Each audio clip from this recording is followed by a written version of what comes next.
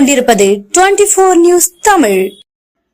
நாகை நகராட்சி பணியாற்றும் ஒப்பந்த தூய்மை பணியாளர்களுக்கு ஜூலை மாதம் சம்பளம் வழங்காததை கண்டித்து பணியை புறக்கணித்து போராட்டத்தில் ஈடுபட்டு வருகின்றனர்.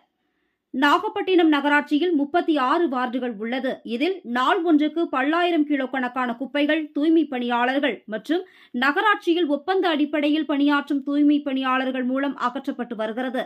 இந்த நிலையில் நாகை நகராட்சியில் சுமார் 200க்கும் மேற்பட்ட தூய்மை பணியாளர்கள் ஒப்பந்தத்தின் அடிப்படையில் பணியாற்றி வருகின்றனர்.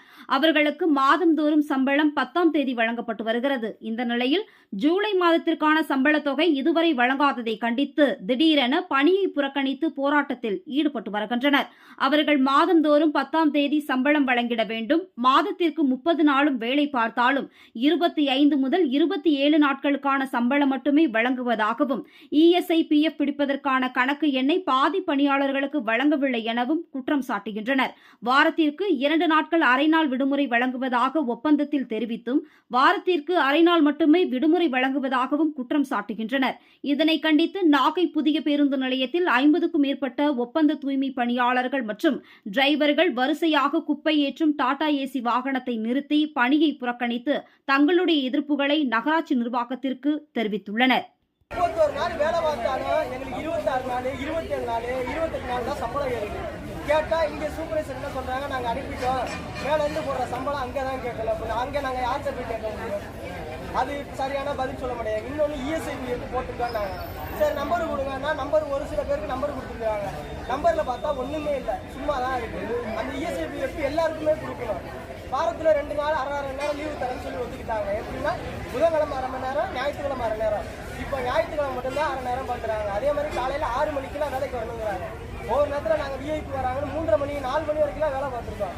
ஆனால் 6:05க்கு வந்தாலும் உடனே வீட்டுக்கு போகணும் அனுப்பிடுறாங்க. இதை தொடர்ந்து ஒரு இதாக வச்சுருக்கிறாங்க.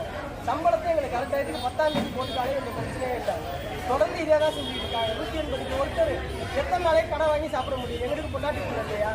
ஒவ்வொருத்தையும் கடன் வாங்கி கொடுக்கணும், வீட்டு வாடகை கொடுக்கணும், கரண்ட் பில்லு கட்டணும், கேபிள் காசு கொடுக்கணும். வட்டிக்கு வாங்கின இடத்துல வட்டிக்காரன் வந்து கத்துறாங்க வரிக்கு வாசல் எங்களுக்கு.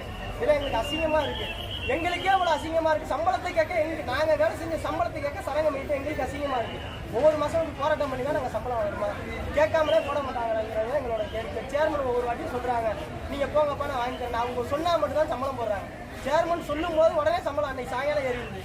அது சேர்மனை கண்டுக்கல அப்படின்னா அந்த மாதம் சம்பளம் எங்களுக்கு நின்று டேட்டா தான் ஆகும். இப்போ என்ன சம்பளம் தான் திங்கக்கிழமை வாங்குறாங்க. அப்புறம் ஒருத்தர் என்ன சொல்கிறாங்க, திங்கக்கிழமை இல்லைன்னா செவ்வாய்க்கிழமைங்கிறாங்க. அப்போ எத்தனை தேதி ஆயிடுச்சு? 19 தேதிக்கு மேலே ஆயிடுச்சு. அப்போ அந்த வர மாதம் 11 நாள் தான் இருக்குது. அப்போ சேர்த்து போடலாம்ங்கிறது தான் எங்களோட கோரிக்கை. எங்களுக்கு சம்பளம் ஏற வரைக்கும் நாங்கள் இங்கேருந்து வேலைக்கு போகிறதா இல்லை, தொடர்ந்து காத்திருப்பு போராட்டம் தான். அது எங்கள் சம்பளத்துக்கு நாங்கள் காத்திருப்பு போராட்டம் தான்.